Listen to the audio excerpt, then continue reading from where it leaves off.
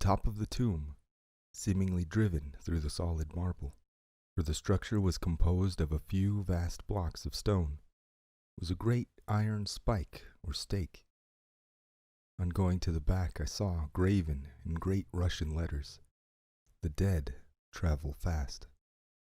There was something so weird and uncanny about the whole thing that it gave me a turn and made me feel quite faint. I began to wish, for the first time, that I had taken Johann's advice. Here a thought struck me, which came under almost mysterious circumstances and with a terrible shock. This was Walpurgis Night. Walpurgis Night was when, according to the belief of millions of people, the devil was abroad. When the graves were opened and the dead came forth and walked. When all evil things of earth and air and water held revel. This very place the driver had specially shunned. This was the depopulated village of centuries ago. This was where the suicide lay.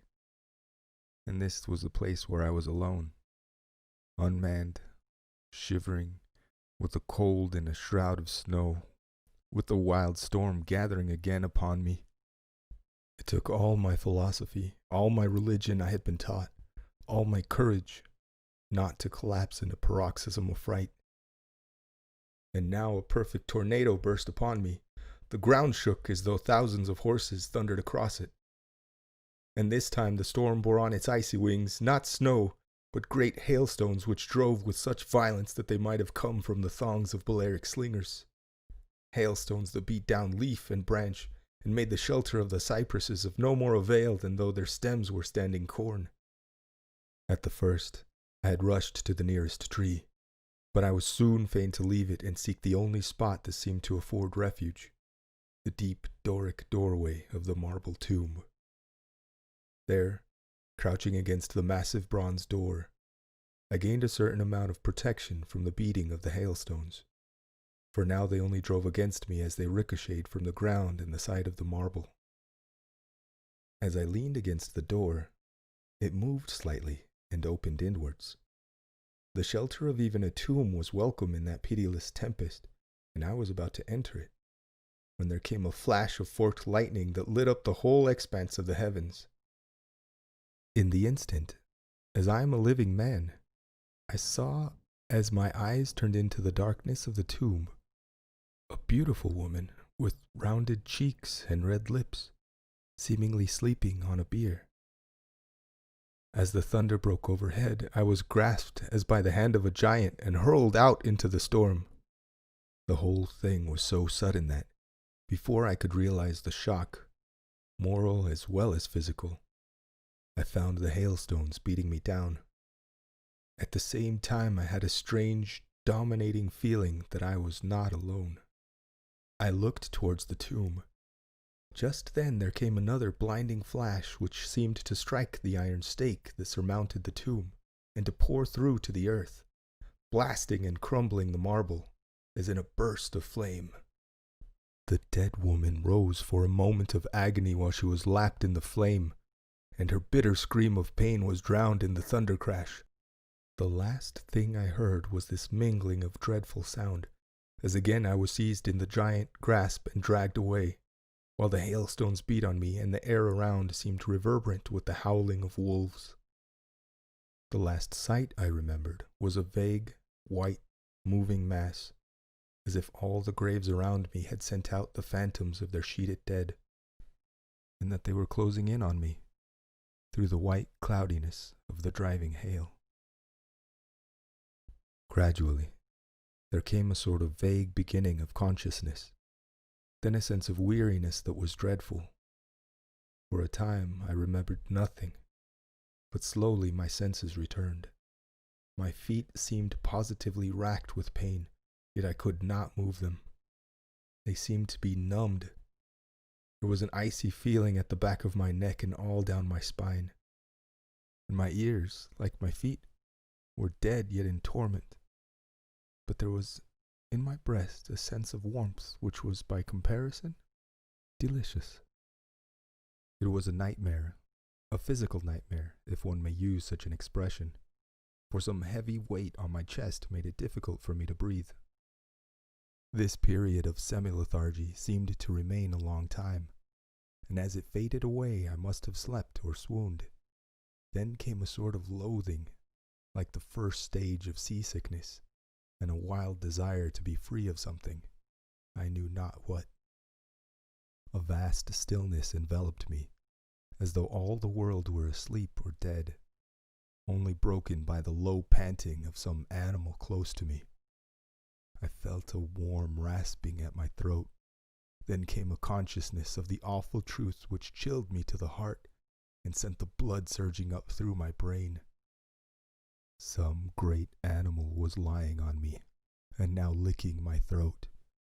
I feared to stir, for some instinct of prudence bade me lie still. But the brute seemed to realize that there was now some change in me, for it raised its head.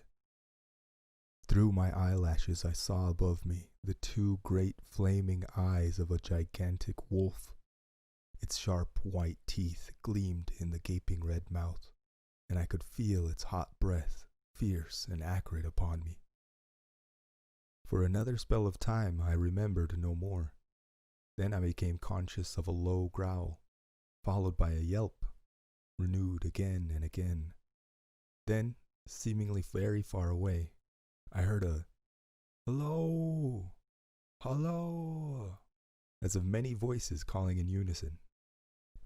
Cautiously, I raised my head and looked in the direction whence the sound came, but the cemetery blocked my view. The wolf still continued to yelp in a strange way, and a red glare began to move round the grove of cypresses, as though following the sound. As the voices drew closer, the wolf yelped faster and louder. I feared to make either sound or motion. Nearer came the red glow over the white pall which stretched into the darkness around me. Then, all at once from beyond the trees there came at a trot a troop of horsemen bearing torches. The wolf rose from my breast and made for the cemetery. I saw one of the horsemen, soldiers by their caps and their long military cloaks, raise his carbine and take aim. A companion knocked up his arm, and I heard the ball whiz over my head. He had evidently taken my body for that of the wolf. Another sighted the animal as it slunk away, and a shot followed. Then, at a gallop, the troop rode forward, some towards me, others following the wolf as it disappeared amongst the snow-clad cypresses. As they drew nearer, I tried to move but was powerless, although I could see and hear all that went on around me. 2 or 3 of the soldiers jumped from their horses and knelt beside me. One of them raised my head and placed his hand over my heart. "Good news, comrades," he cried. "His heart still beats." Then some brandy was poured down my throat. It put vigor into me, and I was able to open my eyes fully and look around. Lights and shadows were moving among the trees, and I heard men call to one another. They drew together, uttering frightened exclamations, and the lights flashed as the others came pouring out of the cemetery pellmen, like men possessed. When the further ones came close to us, those who were around me asked them eagerly, "Well, have you found him?" The reply rang out hurriedly, "No, no, come away, quick, quick, this is no place to stay, and on this of all nights." What was it, was the question. The answer came variously, and all indefinitely, as though the men were moved by some common impulse to speak, yet were restrained by some common fear from giving their thoughts. It indeed," gibbered one, whose wits had plainly given out for the moment. "A wolf, and yet not a wolf," another put it shudderingly.